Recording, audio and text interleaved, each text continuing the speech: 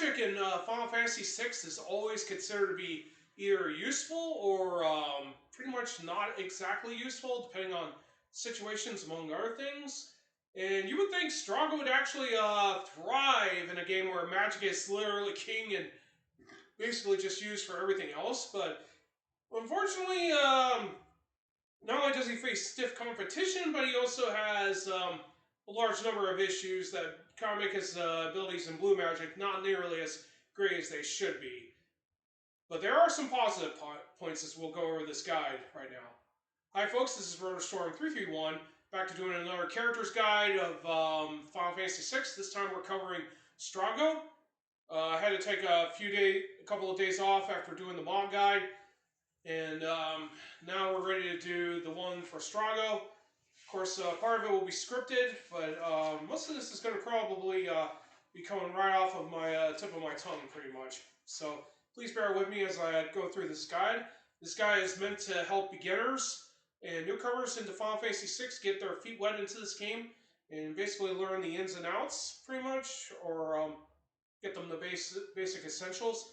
There are other guides that could probably do a way better job than I would. I would strongly recommend checking those out, as well as other facts, among other things, and videos on YouTube. But this guide's meant to help beginners and newcomers.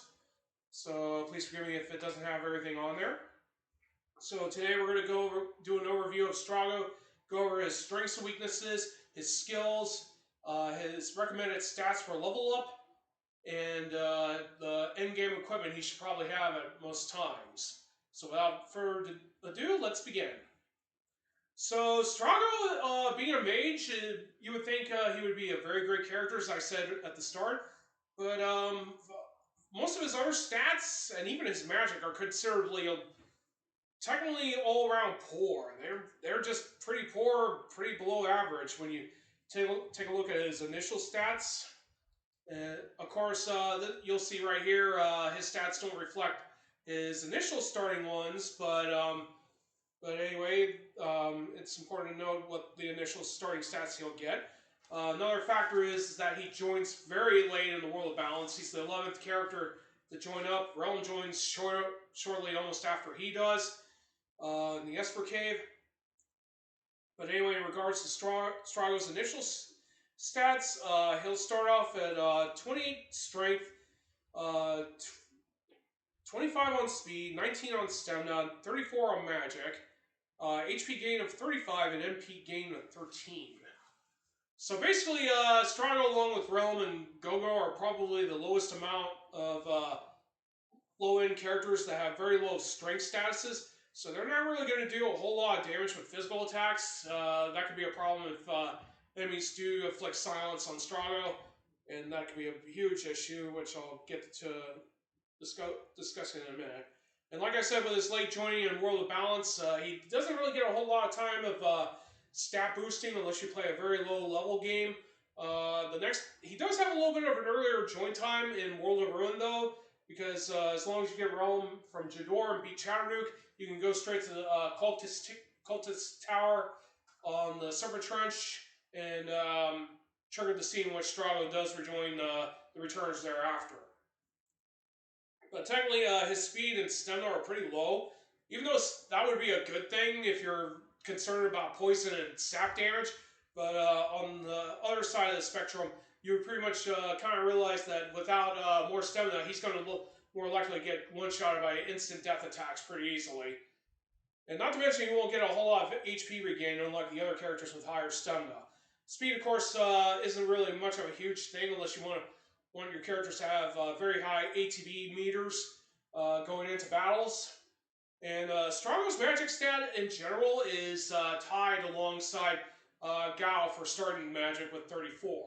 So he kind of falls shy to the likes of his own granddaughter Realm, Terra, Celeste, and even Mog.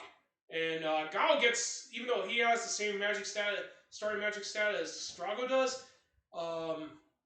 he gets more hang time since he's a lot more earlier to recruit, and he can get access to Espers a little bit more easily than Strago does. So it's good. There's a good chance that Gao will have a more higher magic stat than Strago does by the time Strago joins up.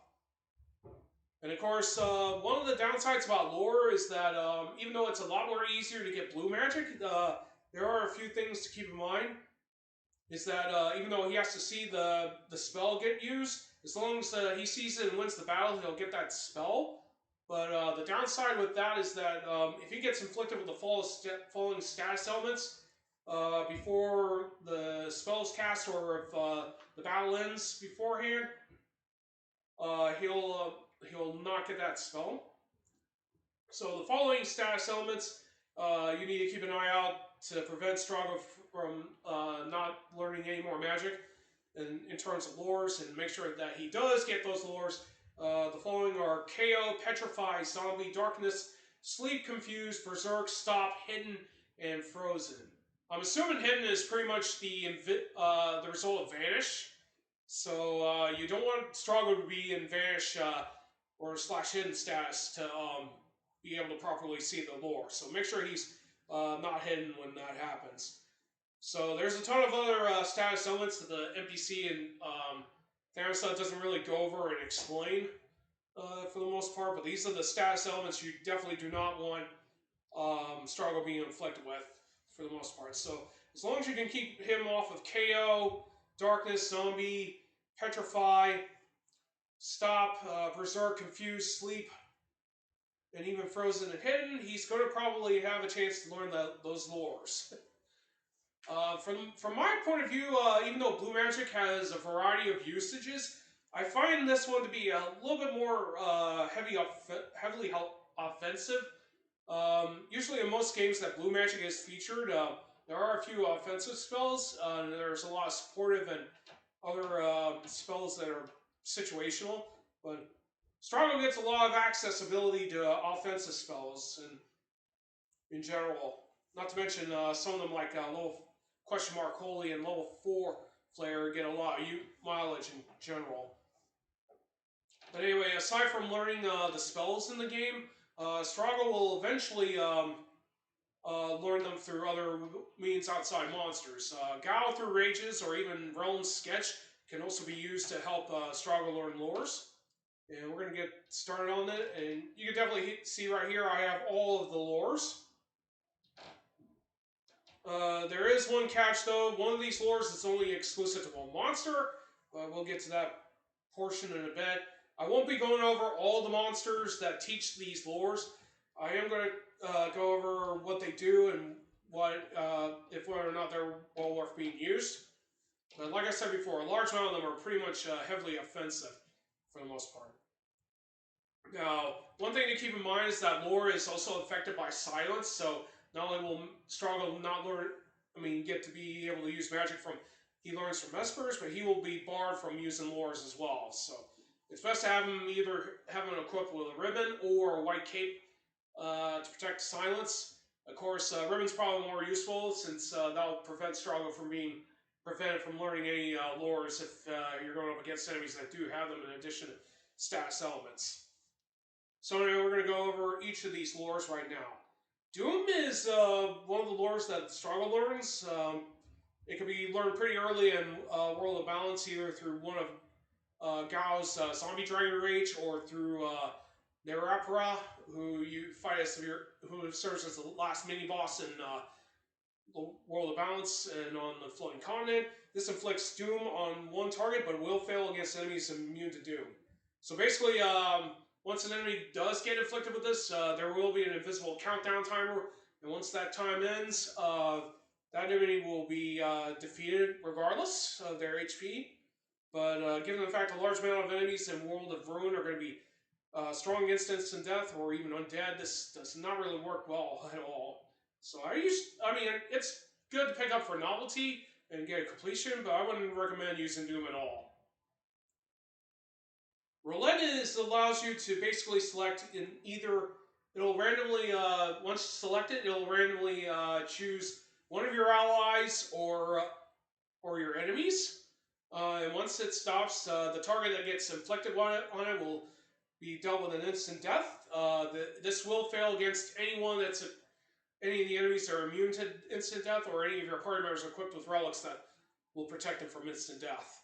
So this is actually a rather worthless lore in my opinion, especially if you're going against one enemy and you're more likely to end up inadvertently KOing one of your allies unless one of them is equipped with a Lich Ring that makes them undead, or have one of Gao or Gogo use rages to utilize an undead monster's rage. And if you want my honest opinion, don't use that either, as well as either Doom. Tsunami allows Strago to deal water damage to all enemies and ignore split damage. It does have a spell power of 50. You won't get this until World of Ruin, unfortunately, and probably the earliest you can do is against either Blue Dragon or Inyos in the Ancient Castle area. So basically pick up this lore as soon as you can, and this will make Strago a very good water damage dealing ally. And the fact that it ignores split damage is very great. The problem is that it just has very low spell power, though. But it's still a very good lore to use against anything that's weak against water. Aqua Breath allows you to deal a combination of water and wind damage to all enemies, and it has a spell power of 71. Now, this is one of Strago's initial lores that he gets at the start of the game / joins your party. And this will be very useful for the enemies that you'll fight in the Burning House, in addition to being able to hit enemies that are actually susceptible to wind or water. But if one of the enemies is capable of absorbing one of them, it'll absorb the other as well. So be forewarned, it does have a very strong spell power of 71, but eventually you'll probably want to start using Tsunami and Arrow for water-wind damage rather than Aqua Breath, especially if any of the enemies absorbs one or the other. Arrow deals wind damage to all enemies and has a spell power of 125. Probably out of all of his offensive ones, this is actually a very powerful lore in terms of spell power. Of course, it doesn't ignore split damage, which is also a big downside. But this gives you a very well-working, strong wind attack to use. And it's just very useful overall. So even without the split damage being ignored, this is actually still a very good lore to have. 1000 Needles, as it says, deals 1000 damage to one target. Now, even though this is not very impressive, this can also be useful against enemies that are very hard to hit in general, like movers or even the cactars that reside in Miranda Desert. So any enemies with very low HP but have either high evasion or defense stats, you'll definitely want this lore in general. I don't know if you'll need sniper sighting to get those enemies, but if you do, equip that and you could use 1000 Needles to take out those enemies pretty easily. Mighty Guard allows Strago to cast Shell and Protect on the entire party. This is actually a very good buff spell, and it also kind of makes summoning Zona Seeker redundant once Mighty Guard gets access to. Only 2 enemies, as far as I know, have this. Lanray has it, but since it has an initial poison status, it will die immediately. You can probably get this more easily if Gao acquired the Lanray Rage, and he'll be able to use that to get Strago that early. You can also have Realm use Sketch on Lanray if you're quick enough, and that can work as well. But anyway, try to get this lore as quickly as possible, because this is a very, very useful lore to have to make Strago a lot more useful in battles.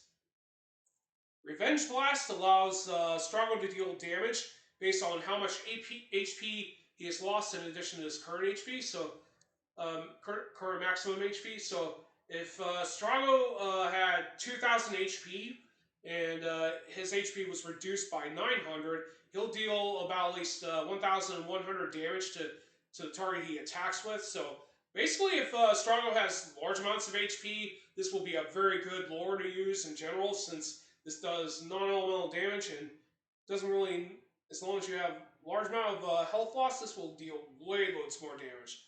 This is also a good thing, given the fact Strago has this as one of his initial lores in general. This is not really good early game or the time you do get Strago, but by the time you get into late game and start leveling up your characters to max, this lore actually gets a lot more mileage than you would think in the late game. White Wind allows Strago to heal the entire party, and how much HP they get back depends on Strago's current HP when he cast this lore in general.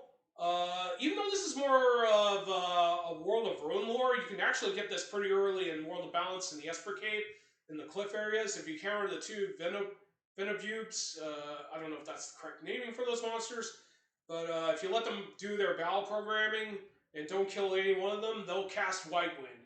So the fact that you can get White Wind pretty early right after Strago joins is heaven sent, because this actually makes Strago a very decent healer, especially if his HP is capped off and he can heal party members with full HP almost. Level 5 Death allows Strago to inflict instant death to enemies who have levels that are divisible by 5. This would be very nice if a large amount of the enemies were not protected against instant death and large amount of them are undead. This was actually a very great lore, blue magic to use in Final Fantasy V, especially when you combine that with Darkspark. But unfortunately, in Final Fantasy VI, it doesn't really get a whole lot of usage. And that's mostly, like I said before, a large amount of enemies in late game in World of Ruin will have protection against instant death. And that also nerfs Discord as well in general. But for the enemies that are susceptible, you can use it, but just don't really expect a whole lot of use out of it. Level 4 Flare allows Strago to deal major non-elemental damage to all enemies with levels divisible by 4. So, believe it or not, I think there's a large amount of enemies in Final Fantasy VI that are susceptible to level 4 Flare, and this is actually Strago's very high damaging lore in general for all enemies that are at level 4. Thanks to the fact that the Pixel Remaster version does have a bias tree, you can easily look up monsters that are susceptible to level 4 Flare, and you can use that to blast them to oblivion. Very, very good lore overall out of the available lore, level spells that you get. Level 3 Confuse allows Strago to inflict Confuse on all enemies, with enemies that have a level divisible by 3. So, unfortunately, well, this is good early on. By the time Strago joins and you get this is not really going to be very useful. Large amount of enemies starting from World of Ruin from there on out will get protection against Confuse. It's just not really well worth using. Level question mark Holy enables Strago to deal holy base damage to all enemies with a level that is divisible by question mark, and the question mark in question is the last digit of your party's current guild. So if your last digit has a 1, you can basically hit just about every enemy in the entire game with holy level question mark holy. This also deals holy damage, so if any enemies are susceptible against holy, they will take damage. Very hugely, I might add, but I should warn you, if any enemies are capable of being immune or absorbing it, this won't work on them as well. Unfortunately, getting it to work really depends on your guild in general. So if you do get, thanks to the Pixel Remaster version, you can definitely toggle whether or not you get guild or not. So if you do get a guild plus that has a divisible of 1 on the last digit, you can take full advantage of level question mark holy, and that becomes very useful. I should strongly recommend this when you get to late game, because once you get into late game, you don't have to worry about spending money as much. Traveler, in my opinion, is probably Strago's best single-targeting attack lore that he gets. Just about nearly all of his lores that he gets are basically targets all enemies on screen. But Traveler is a lot more different because it deals fixed damage to a single target equal to the number of steps the player has taken by 32. So, and after that, the MP cost is also based on the total minutes that you played, and it's also calculated by 30 for character casters, whereas enemy casters are taken into account by 1. So, Traveler is basically a double-edged sword, because this can be a very powerful lore for Strago to use and good for the player. But if you take too long playing the game, this tends to benefit the enemies more than the player does. And of course, if you're trying to get Magus Rods for Go-Go and Realm to use for their magic stats, this can work against you, since Tomberries are the monster you have to fight in the Dragonite Coliseum in order to win the Magus Rod from. It really makes it very difficult to acquire it. And this is actually a very bad if you're playing casually, since you're going to probably spend a whole lot of time doing other things in general. So if you want to get early Magus Rods, you're going to probably have to play a low-level game to get the other copies for your other characters that can wield them. I really don't focus much on trying to fight the Tomberry by themselves most of the time, unless I want their lore rage. So for the most part, we're going to probably say just use the Traveler once you get it for combat, and be wary about fighting enemies that do have accessibility to Traveler. Force Field allows Strago to basically choose a random element and nullify all attacks of that element. Now, this can probably be used multiple times, so if enemies use a combination attack that has either 2 or 3 elements attached, and Strago already used Force Field to negate, nullify and negate those elements as well, that will make sure that Strago and the entire party don't get hit by those elements in general.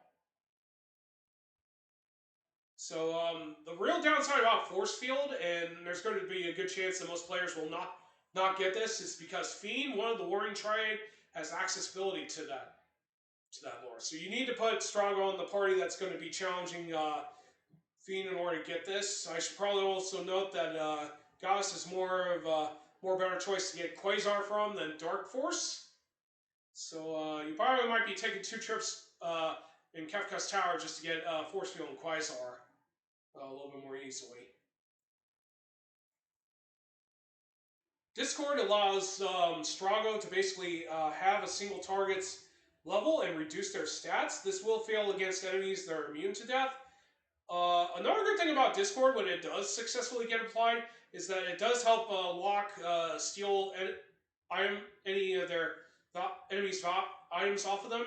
So this is actually a pretty good lore, but the downside is that a whole lot of enemies in late game are actually in World of Ruin are going to have like protection against instant death. So this actually nerfs Discord quite a bit, unfortunately. This can also be used well against if you want to set up for level magic attempts, like level 5 Def, 4 Flare, level 3 Confuse, and level question mark Holy. But you probably won't get a whole lot of usages out of Discord out of a few situations.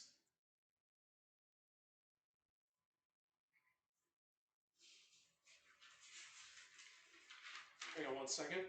Bad Breath inflicts darkness, poison, imp, confuse, sleep, and silence on a single target. It would have been nice if it inflicted a lot more status elements on with this lore, but it still has some pretty decent usages in general. But a large amount of enemies will start getting immunities and protections against those kind of ailments.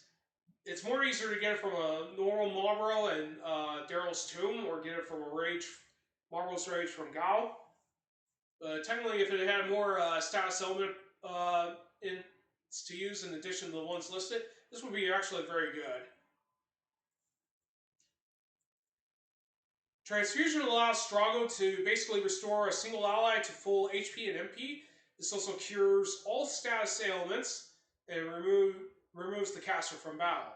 And after the battle is over, Strago will be KO'd after that, so you'll need to revive him if you plan to use this. So this is kind of a last-ditch effort to save party members at the cost of Strago's being available for the rest of the battle. And not to mention he'll be KO'd. It's kind of similar to Saban's Soul Spiral for the most part. This is actually just picked up for mostly completion purposes. I would not strongly use this, but it's still there if you do need to heal your party members and among other things. But I wouldn't use this at all if you can.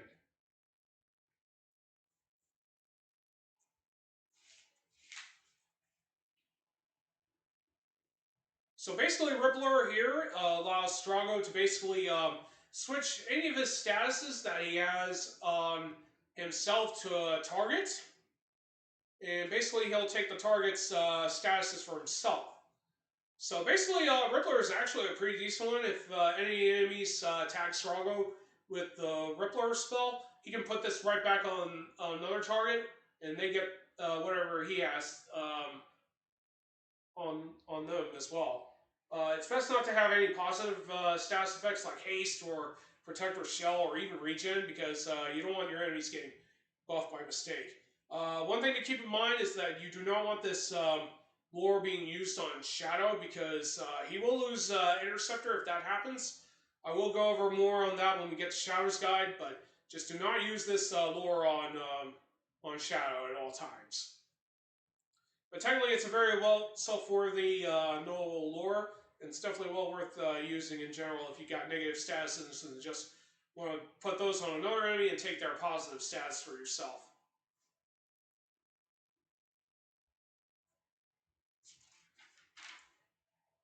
Stone allows Strago to deal non-elemental damage to one or all enemies, inflicts confuse, deals 8 times more damage if the target's level is the same as the caster. The spell power for this is 40, I should probably add. Man, it's been a while since we had any spells that had any actual attack power. Oh yeah, I've almost forgot. Level question mark Holy has like a spell power of level 120. Good grief. Why am I forgetting things during a simple guide? My apologies, but then again, I'm human just like everyone else. But anyway, Stone is basically the Goblin Punch Final Fantasy VI. This deals like mediocre damage, but this can actually be useful if you're going against enemies that are basically the same level as Strago. And if you want to prioritize the damage rather than confuse, this actually works very well in general. But you don't want, unfortunately, you'll probably want to keep Strago leveled up, and then once you start getting more espers and whatnot. So it definitely kind of loses its punch, but it's still a very reliable lore if you can find an enemy that has the same level as Strago does. This also inflicts confuse on targets, but one thing to keep in mind though is that if any of your targets are immune to confuse, it will fail. So just keep that in mind. You'll probably be using this mostly for damage and confusing as opposed to not doing those. But it's also one of Strago's initial lores that he gets immediately upon joining. But it does become very hard to find enemies late game or if Stragos get max level to be able to use the spell properly. Quasar allows Strago to deal non-elemental damage to all enemies and ignores defense. This has a spell power of 57. So only 2 enemies in this entire game have access to Quasar. That being Dark Force and Goddess. Now, Goddess is more likely to cast Quasar more frequently than Dark Force does, but if you do defeat Goddess and you're still trying to get Quasar, Dark Force definitely does have the option of giving you the ability to cast, get this lore. On the other hand, this would be a very great lore if Grand Delta wasn't present, but if you want for completion, this is actually a pretty decent lore to have. Grand Delta is probably Strago's 3rd best lore in the entire game in terms of spell power. It deals non-elemental damage and to all enemies and ignores defense. This has a spell power of 84. Now, of course, Grand Delta does have some stiff competition. Arrow has more higher spell power, as well as level question mark Holy, and even level 4 Flare to deal high amounts of damage than Grand Delta. Not to mention Ultima and Meteor can probably do more damage than Grand Delta does. But it's still a good lore to have Strago use. In general, the only monster that has access to this is Hydon, unless you're playing versions that have the Dragon's Den, where you can challenge Omega Weapon, you can get that from him as well. Self-destruct allows Strago to sacrifice his life to deal non-elemental damage to one enemy, and the damage is based on Strago's current HP when he casts this lore. So basically this causes Strago to give up his life to deal either high or low amount of damage based on his current HP. Technically we have other means to deal more damage rather than self-destruct. Self-destruct, to be honest, but it's there if you want to keep... you can use this to set it up for have Strago go for Revenge Blast strats. have him revived after he gets taken out, then have him start using Revenge Blast to deal high amounts of damage. But other than that, I wouldn't use Self-Destruct for anything else. So anyway, that completes Strago's levels. Strago's lores.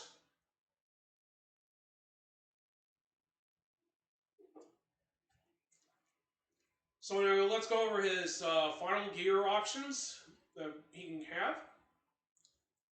So Strago's not going to be a very good physical attacker unless you decide to put some points into strength. But overall, you definitely want Strago to prioritize any magic gains as much as possible. Magus Rod is probably arguably his best weapon of choice because that gives him +7 on magic. You can get one for free by defeating the Dirt Dragon at the Opera House in World of Ruin. This also gives him a +30 on magic evasion, which is not a bad thing he can have.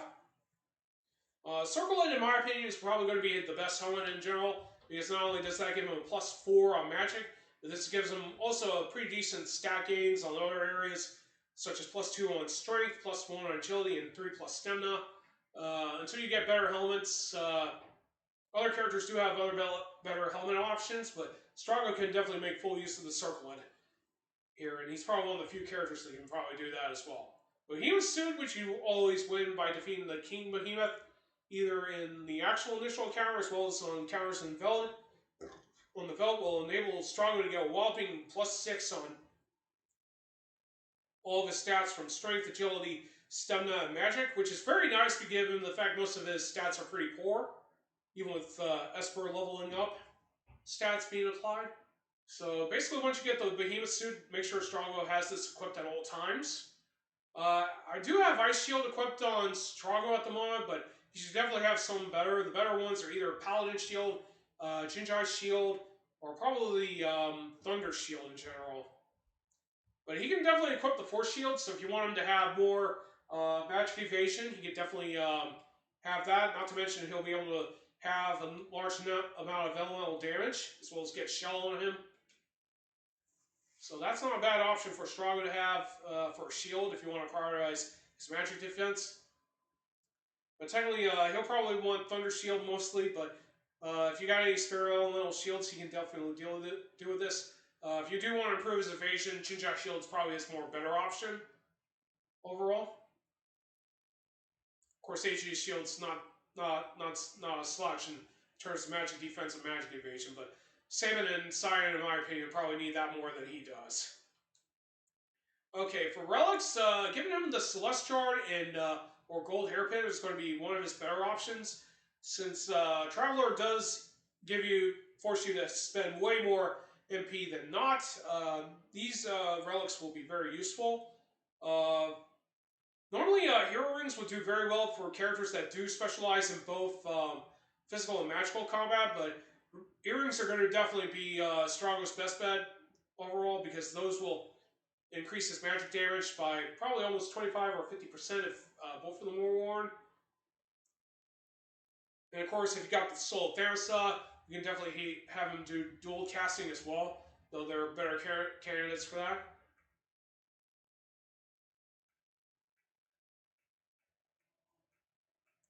Let's go ahead and equip one of those earrings on him. So that means he'll get a 25% increase when he casts spells. So that's pretty much all the relics and final gear that I'm going to go over. And to conclude this guide, for the most part, just prioritize magic. He doesn't really need strength, but it might not be a bad idea to put a few levels to get his strength up to a decent level. Getting him some more agility and stamina would not be a bad ideal, but just make magic his priority go-to for the most part. And he'll do pretty much well since he'll be using magic at all times.